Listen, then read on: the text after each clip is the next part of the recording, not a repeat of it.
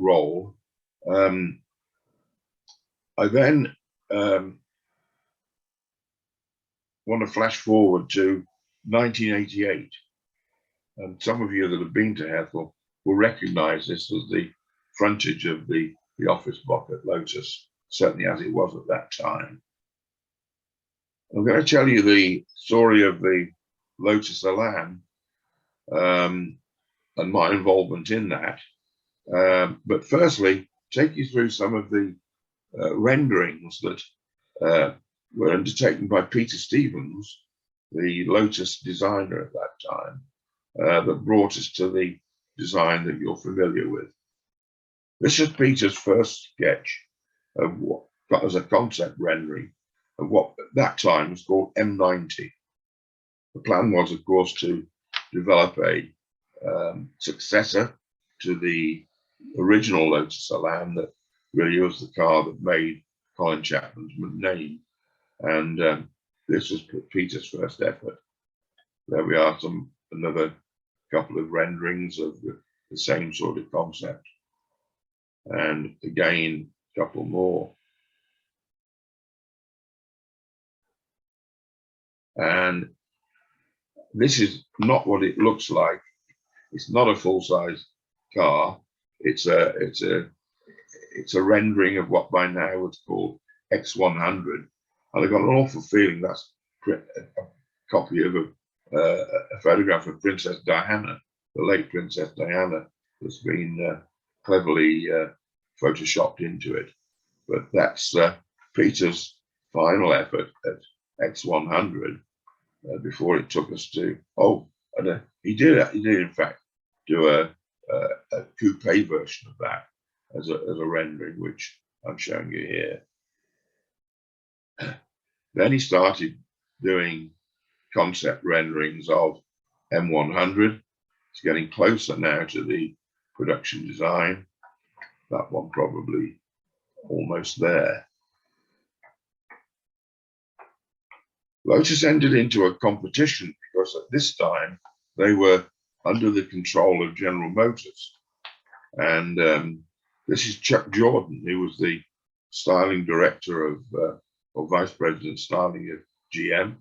And he led a team that produced a concept of M100 to compete with Peter's design, Peter Stevens' design. And here it is.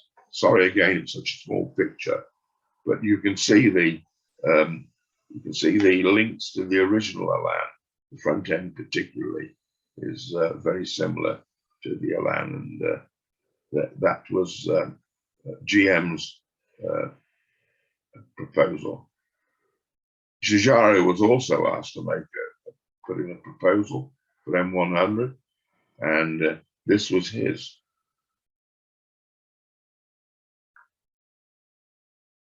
And another shot of that, rear shot of that.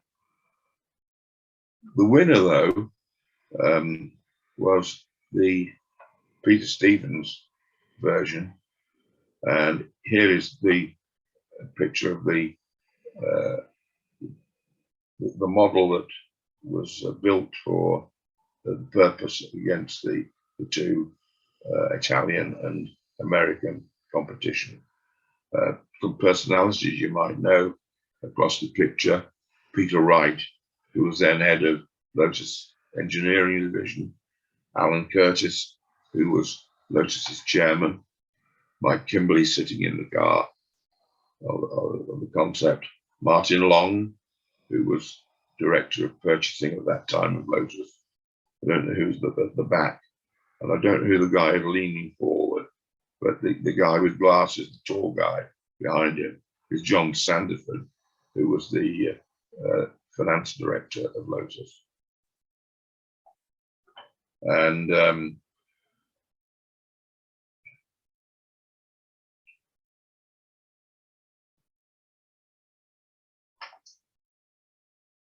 this is an example of the United States version of the Elan.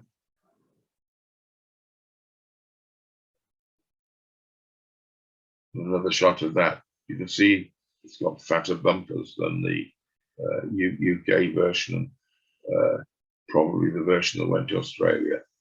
Don't know. Sorry. Finger trouble. And there we are. One big difference at the rear, where the moulding of the rear was in one piece for the USA, as opposed to the UK market, where the spoiler at the back was a separate moulding. This is an interesting idea that Peter Stevens pursued, called M200, as a sort of as a bit of a diversion. It never went anywhere, but it's an interesting car, interesting concept. Two cockpits, one for the driver and one for the passenger. And here it is, when Danny Bahar did his clear out of Lotus history a few years ago.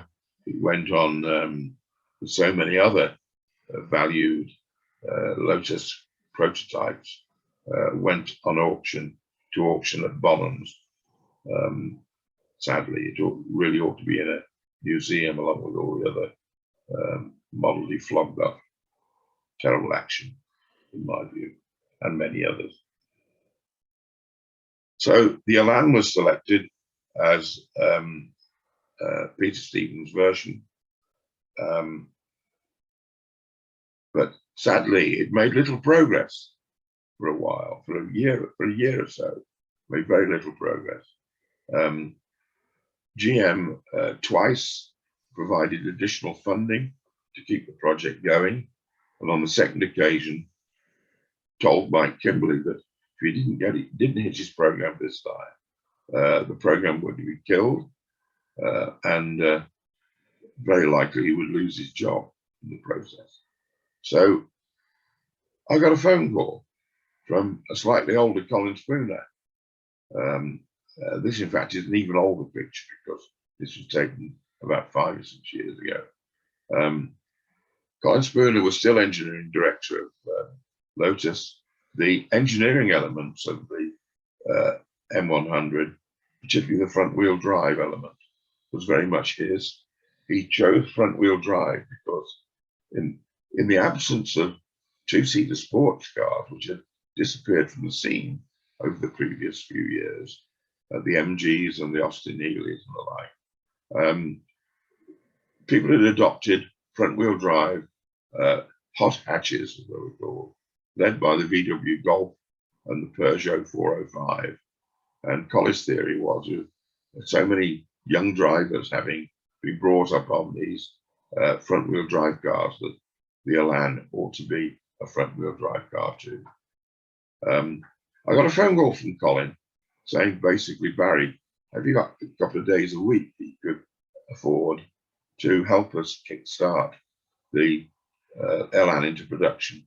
Do what you did with DeLorean, oversee the product coordination committee that you did so successfully on that program with our engineers. Could you do the same again? I said, Colin, by then I was running my own business. I said, by sure, Colin, I'm sure I can find the time. It's a project I'd love to go. Okay, he said, well, come and meet Mike Kimberley. Well, Kimberley was somebody I'd known since my very early days. He was ending his apprenticeship at Jaguar as I was beginning mine. And I spent my first 10 years at Jaguar, coincidental with Michael being there. And ironically, after I left, he left about 6 months later to join Lotus. So I saw Kimberley, we agreed terms, and he gave me basically his authority to run the product coordination of the M100 Elan on a part-time 1 to 2 day a week basis that started almost immediately on the 20th of December 1988. And my instructions were kickstart the Elan into production. Lotus had just appointed a new chief engineer for the program, a young guy called Ian Doble, This is Ian pictured with an Elan, as you can see. And he was pretty key to the project. He was very enthusiastic, very outgoing, and constructive in his approach. One evening early on, I caught Ian staring at a bit of paper at his table all alone in the engineering office. And I said to him, "What the hell are you doing?" He said, "I'm trying to develop a timing program." I said, "What are you doing trying to develop a timing program? You're supposed to be the chief engineer." He said, "I don't have anybody else to do it." I said, "Well, let's find somebody." "I don't have anybody," he said. I said, "There's got to be somebody in Lotus capable of doing timing program and a bit of admin for the program." He said, "Yes, there is. There's a guy called Andrew Walmsley, but he's working on another program. Can't be taken off it." I said, "Well, leave it to me." I got him taken off it. And Andrew Walmsley then became Ian's number 2, handling all the admin in the program. And that was the beginning of a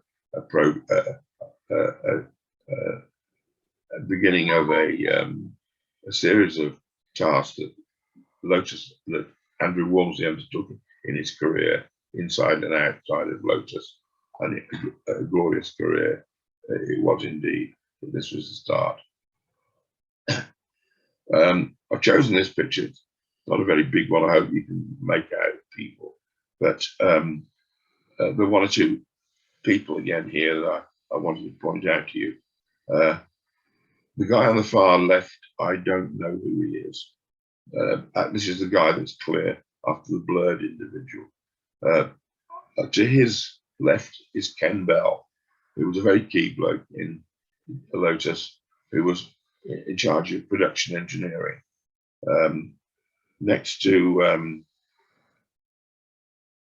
Ken is Andrew Walmsley. Then going further down the line, Maurice Doughton, who was in charge of the assembly lines, running production, and a guy called Derek Wayland, who was then managing director of Lotus Cars. Sadly, Derek fell foul of Kimberley, and it may well have been that the reason that I was brought in was that Derek wasn't really performing and should have been doing the task that I had brought in to take. Anyway, Derek disappeared from the scene. 2 other key guys in the team. To the left, Albert Adams, who was in charge of composites and developed the Barrie system, basically for the Lotus cars. Barrie wasn't very successful for Lotus. We succeeded with it in DeLorean, but they never really succeeded on any of their own cars until the Elan, when it was used as a means of providing skin panels rather than the major structure. But that was Albert's role. And Brian Spooner, Colin's brother, who was always a good lieutenant to his little brother. Colin was the younger of the 2. Some other faces that you might be interested in knowing. On the far left is Peter Riddle. I've no idea what the event was. I certainly wasn't invited to it, but there you go.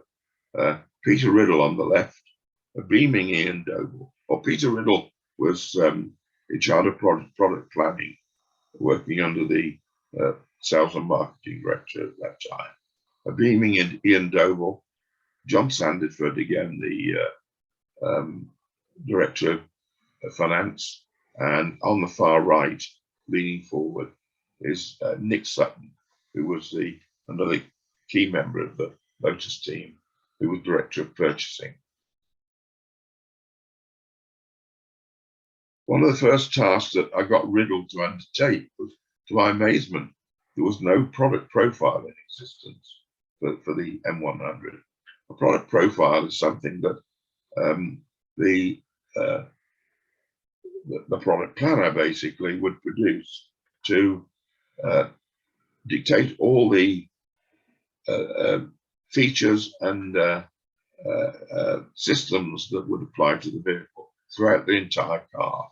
written up in a document, a detailed document, that would be signed off by the managing director, and would then provide effectively the Bible against which the engineers would work to fully engineer and develop the car.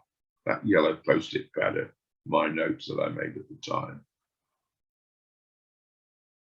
Well, the Lotus engine, the engine that Lotus selected for the M100, as you may know, was an engine produced by Isuzu, which was at that time controlled by General Motors. There was an element of development work that went on within it by Lotus's engine team, and hence the Isuzu Lotus combination, with the Lotus highlighted in red on the cylinder head cover, as you can see.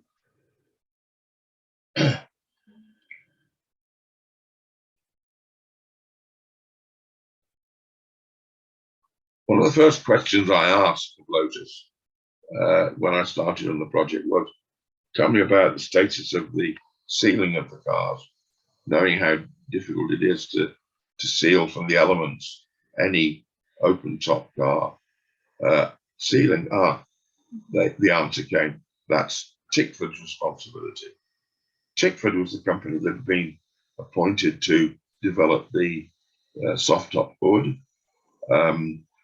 and we're working on that. So I went to see Tickford. How's the sealing coming on? I said. Sealing? No, that's Lotus's responsibility. So quite clearly, quite quickly, became evident that no one was looking after the sealing. So the first thing I did was say to Nick Sutton, find out who the hell make General Motors sealing for their open top cars and bring them in. It was a company called Standard Products, who fortunately had a UK subsidiary, and they did their very best, although there aren't many Elan owners I've met in the years since that haven't complained about the difficulty in keeping water out of the car. I can only apologize for that. Here is a breakdown which demonstrates the body components that were made in the Barrie system. The darker components are those that are the steel structure shaded in grey. But it gives you an idea of the number of smaller Barrie moldings that went into producing M100. Nothing like the huge, by comparison, underbody, the single piece underbody that the DeLorean had, onto which were clad the stainless steel panels. And here you can see in more detail the chassis frame, the backbone chassis frame, and the metal components that were produced by a company in England called Motor Panels, who were part of the Rubrio group. The interior for Lotus was another major breakthrough. A lot of investment was made in tooling to produce these molded crash pads and center console and the like, produced by a company called Raydel, French company, who are based in Northampton in England. The seats were designed by Simon Cox, who worked alongside Julian Thompson, another designer. Both of them went on to greater things after Lotus, working for Peter Stevens. The seats were quite stylish at the time. The handling of the Lotus the M100 as a front-wheel drive car was perfected by the use of a patented system developed by a guy called Jerry Bowen, which was a sort of compliance raft that gave the stability you needed, that effectively made the car the a very good handler. Most of the development work was done by Lotus's development engineer and test driver, John Miles, who worked alongside a team of Roger, what's his name? Sorry, I can't remember his name now. The other key Lotus development engineer. GM's facilities were used to a great extent to assist some of the development work, particularly the hot weather testing. Here we are with a Lotus Elan M100 on the Mesa proving ground that GM possessed at that time in Arizona. The same car being driven in Death Valley, the usual place for hot weather endurance testing, and more work on the Husia Pass in Central America. At the time of that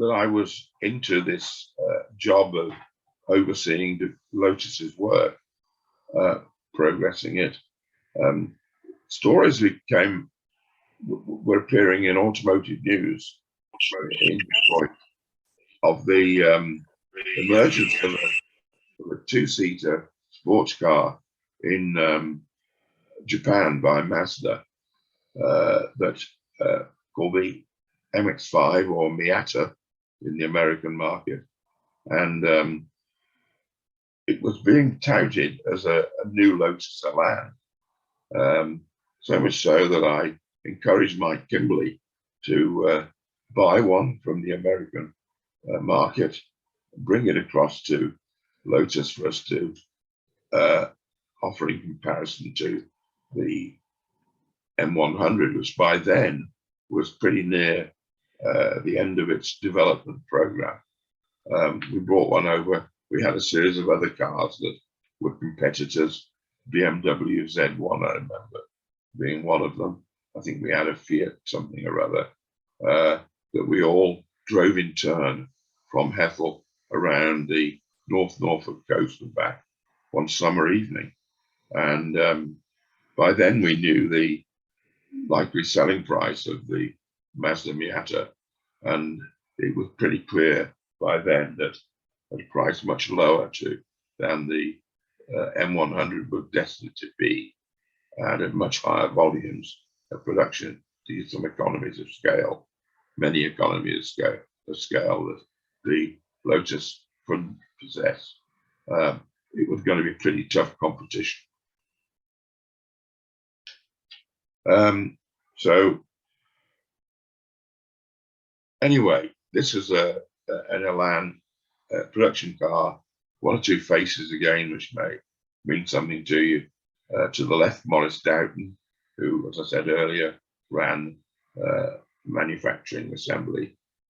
Albert Adams, the composites guy, and one of Lotus's top engineers working for the Spooner brothers and Ian Doble, was Ron War, who I believe is now living in Australia, probably retired.